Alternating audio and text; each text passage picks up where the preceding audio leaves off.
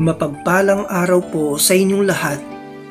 Ngayon po ay araw ng Biyernes, ika-10 ng Mayo.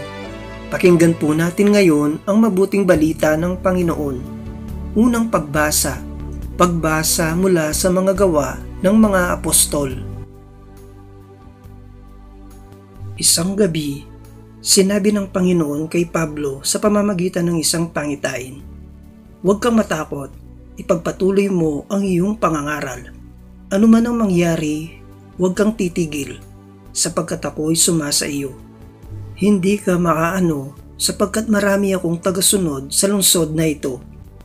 Tumigil siya roon sa loob ng 1 taon at 6 na buwan at nagturo ng salita ng Diyos.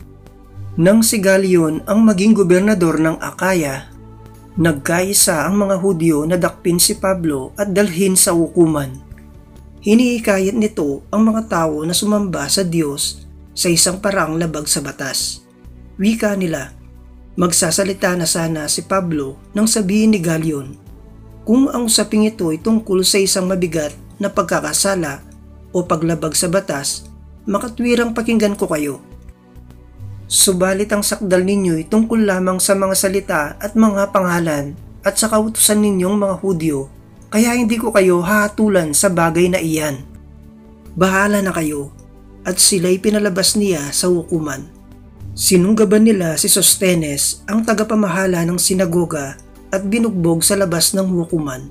Ngunit hindi ito pinansin ni Galion. Pagkatapos nito, ilang araw pang nanatili si Pablo sa Corinto, saka nagpaalam sa mga kapatid. Pagdating sa Cencrea, nagpaputol siya ng buhok sapagkat natupad na ang isang panatang ginawa niya, at naglayag siya patungong Syria kasama ang mag-asawang Priscilla at Aquila. Ang salita ng Diyos. Salamat sa Diyos. Salmong tugunan. Hari ng sangkalupaan, Diyos na makapangyarihan. Magdiwang ang lahat ng mga nilikha. Pumalakpak kayong may awit at tuwa bilang pagpupuri sa Diyos na dakila. Ang Diyos na poon, kataas-taasan, ay dakilang haring dapat katakutan. Siya'y nagahari sa sangkatauhan. Hari ng sangkalupaan, Diyos na makapangyarihan. Tayo'y pinagwagi sa lahat ng tao, sa lahat ng bansay na mahala tayo. Siya ang pumili ng ating tahanan, ang lupang minana ng mga hinirang. Hari ng sangkalupaan, Diyos na makapangyarihan. Tayo'y pinagwagi sa lahat ng tao, sa lahat ng bansay na mahala tayo. Siya ang pumili ng ating tahanan, ang lupang minana ng mga hinirang. Hari ng sangkalupaan, Diyos na makapangyarihan. Umakyat sa trono ang Panginoong Diyos, hatid ng tambuling malakas ang tunog. Masayang sigawan ang ipinasuob. Purihin ang Diyos, siya ay awitan ng hari, siya'y papurihan. Hari ng sangkalupaan, Diyos na makapangyarihan. Aleluya, aleluya.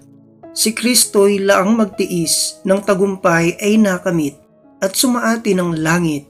Aleluya, aleluya.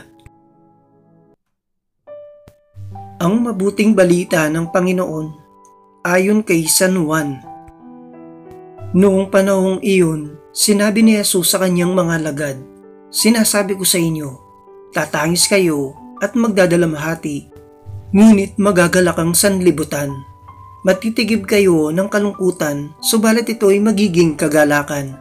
Kapag nagdaramdam na ang isang babaeng manganganak, siya'y nahaapis sapagkat dumating na ang oras ng kanyang paghihirap. Ngunit pagkapanganak, hindi na niya naaalala ang hirap. Siya'y nagagalak dahil sa ipinanganak na sa sanlibutan ang isang sanggol. Gayon din naman kayo, nalulumbay kayo ngayon, ngunit muli akong makikipagkita sa inyo at mag-uumapaw sa puso ninyo ang kagalakang hindi maaagaw ni numan. Hindi na kayo kailangang magtanong sa akin sa araw na iyon." Ang mabuting balita ng Panginoon. Pinupuri ka namin, Panginoong Hesukristo.